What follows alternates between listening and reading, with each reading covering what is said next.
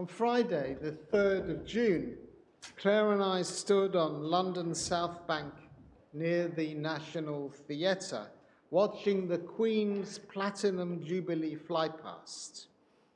It was a pleasantly warm day, and we had a front row view across the river of the planes flying towards us from the east and then curving over Fleet Street and the Strand as they headed towards Admiralty Arch.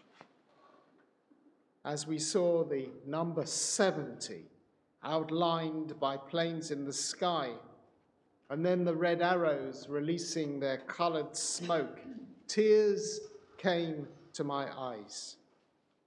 I was just 1 year old when Queen Elizabeth II came to the throne. Like my own parents and others, all the others, almost of that generation, she had served in the forces and learned to drive in the forces. And indeed, I believe she shared that sense of duty and loyalty which she had with that whole generation who had lived through the war.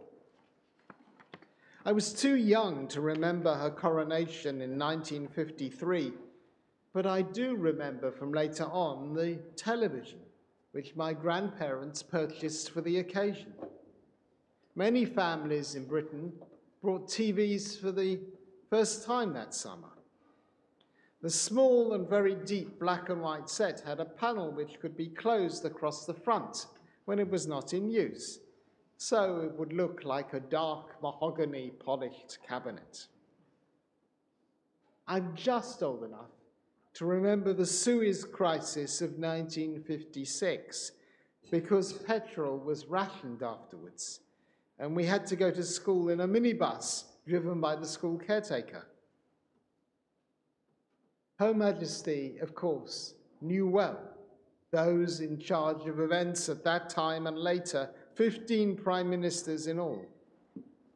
And her last official meeting just before she died was to invite Liz Truss, another Elizabeth, to form a government. Looking back now, it was impossible to imagine that the Queen would outlive all the colourful leaders of my youth and carry on to outlive the whole generation almost, as Moses did in our Torah. The Queen carried on through our lives for a further half-century, setting all of us by her personal example unmatched standards of loyalty and duty, of service and responsibility, of faithfulness and stability, of hope and of trust. Many thousands more tributes will be paid to her in places of worship across the nation this weekend and in the days to come, many of them by people far more eloquent than I. She was, as our Prime Minister has said, the rock on which modern Britain was built. And that echoes a very famous saying in the Christian scriptures of Jesus to the Apostle Peter, "You are my rock, and on this rock I will build my church." Queen Elizabeth, of course, had a very deep Christian faith. We are a minority of the population now, those of us who lived through her whole reign, but every one of us knows that we shall not look upon her like again. On this Shabbat, as we mourn the passing of our own beloved Queen Elizabeth, we've read from the book of Deuteronomy, a book which reminds us that now, as then, a monarchy is an institution which only works properly when it has the consent of the people. This is the only book of the Torah which mentions the people having a king. Indeed, the whole book is about the correct ordering of society, and the passage we read this morning is a good example. 5 times this little passage bids us to stand up for the rights of the ger, the new arrival, the aton, the orphan, and the almanah, the widow. Remember you were yourself a slave, so take special care of those who may be in need. But enacting the legislation, proclaiming people's rights, is not enough. A huge proportion of our world right now is deprived of simple human rights. Victims of war, of climate change, of famine or disease.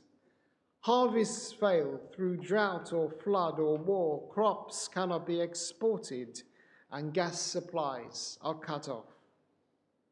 The rights of individuals to eat and to have shelter take second place to seemingly insuperable world problems.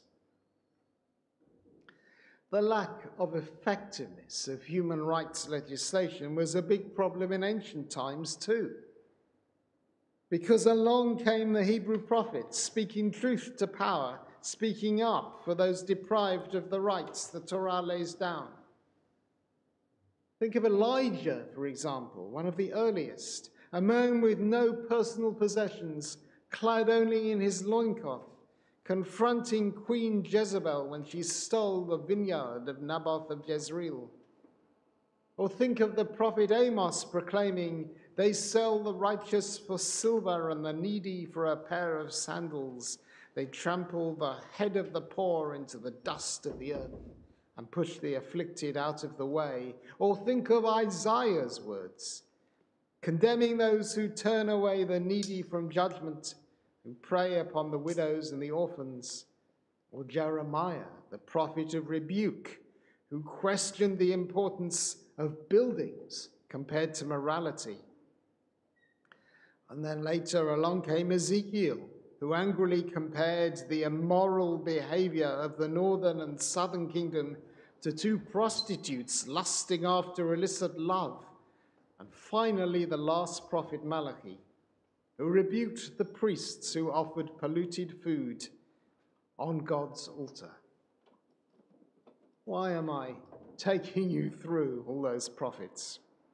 Well, there may be some of you here online who recognize this list because of the class on the prophets we enjoyed so much here on Shabbat mornings last summer. So good it was that the convener of the class, Michael Romain, suggested that it could become a book. And over the course of the last 12 months, the contributions on all those prophets and a few others have been written up by the people who gave the classes and edited by Alistair Nisbet and myself. And now it's really nearly ready to go to print with a copy for everyone. A book in the fine traditions of liberal Judaism, written not just by rabbis, but by members of the class who take it in turns to lead. Since its foundation and to this day, liberal Judaism has been to a large extent prophetic Judaism, taking to heart that ancient model of the prophet as a man or woman willing to stand up for an unpopular cause when it is a just cause.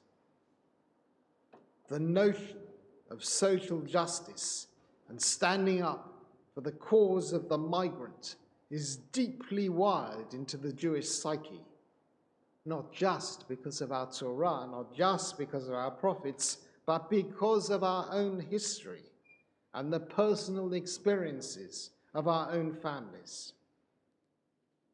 As we near the High Holy Day season, there's a huge amount to think about this year. It's hard to focus on our personal spirituality and cleansing when there are so many problems and so much going on out there.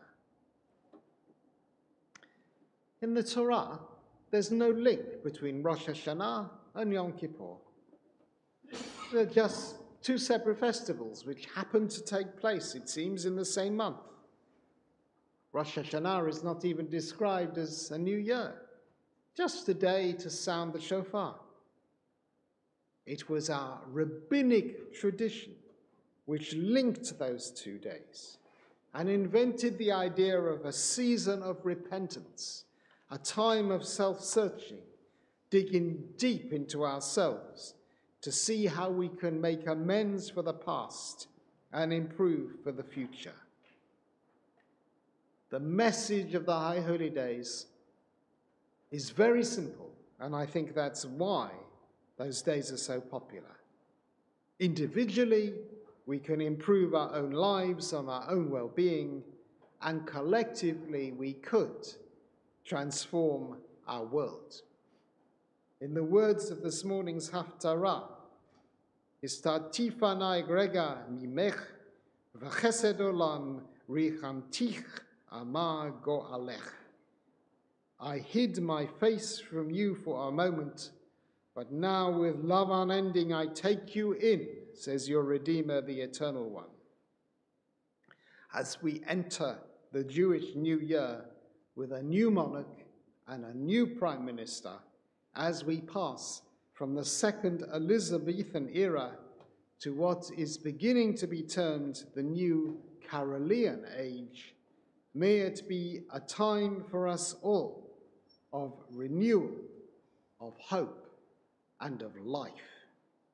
Shabbat Shalom.